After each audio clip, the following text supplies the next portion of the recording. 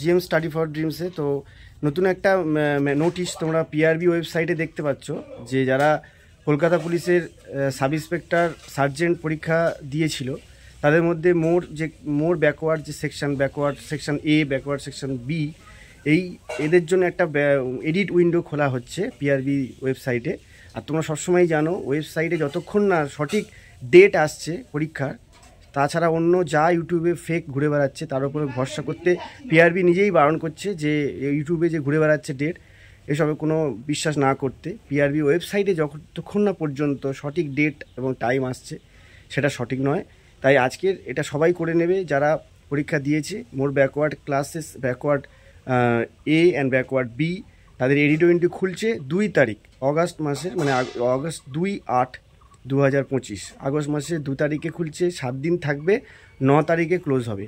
পরে আমাকে সবাই বলবে যে দাদা এডিট উইন্ডো যখন ছবির জন্য দিয়েছিল তখন সেটা অনেকে মেনটেন করেনি, তখন আমাকে পরে মেসেজ করেছিল যে কেন হলো না।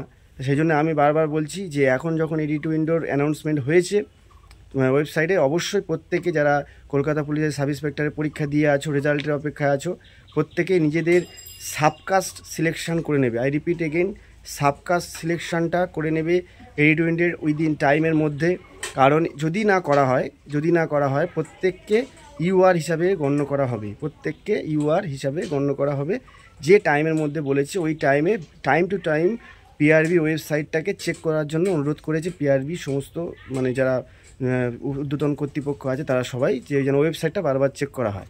এর দ্বারা আরও একটা পজিটিভ দিক বোঝা যাচ্ছে, যেভাবে আধার কার্ড অথেন্টিকেশন হচ্ছে এবং সেগুলো প্রসেসিং চলছে, আধার কার্ড বায়োমেট্রিক, তার সাথে সাথে এই যে সাবকাস্টগুলো যখন এডিট করা হচ্ছে, এডিট উইন্ডো দেওয়া হচ্ছে, পিআরবি আবার অ্যাক্টিভ হয়ে গেছে। তার মানে তোমাদের কলকাতা পুলিশ, বেঙ্গল পুলিশের সমস্ত পরীক্ষা যেটা আছে, যে পরীক্ষার জন্য তোমরা অধীর আগ্রহে অপেক্ষা করছো, সেটা আর বেশি দিন বাকি নেই। প্রত্যেকে তৈরি থাকো, সব কিছু কিন্তু আবার নতুন করে তৈরি শুরু করো। যারা ভুলে গেছো, শুরু করছো না, থেমে গেছো, আবার শুরু করো। এডিট উইন্ডো প্রত্যেকে করে নেবে টাইমের মধ্যে। আর সময় নয়, যা সময় নষ্ট হয়েছে, আর ফালতু সময় নষ্ট না করে তৈরি হও। আর ফালতু আড্ডা না মেরে, যতটুকু সময় পার হয়ে গেছে সেগুলো আর ফিরে পাওয়া যাবে না, নতুন করে আবার শুরু করো, এই বললাম। তো প্রত্যেকে 2 তারিখ থেকে এডিট উইন্ডো ওপেন হচ্ছে এবং 9 তারিখে ক্লোজ হচ্ছে, এটা মাথায় রাখবে, নাহলে ইউআর হিসাবে গণ্য হবে। তো জিএম স্টাডি ফর ড্রিমস সবাই জানো, এবং যারা জানো না অবশ্যই চ্যানেলটি সাবস্ক্রাইব করে দেবে এবং বেল আইকনটা প্রেস করে দেবে।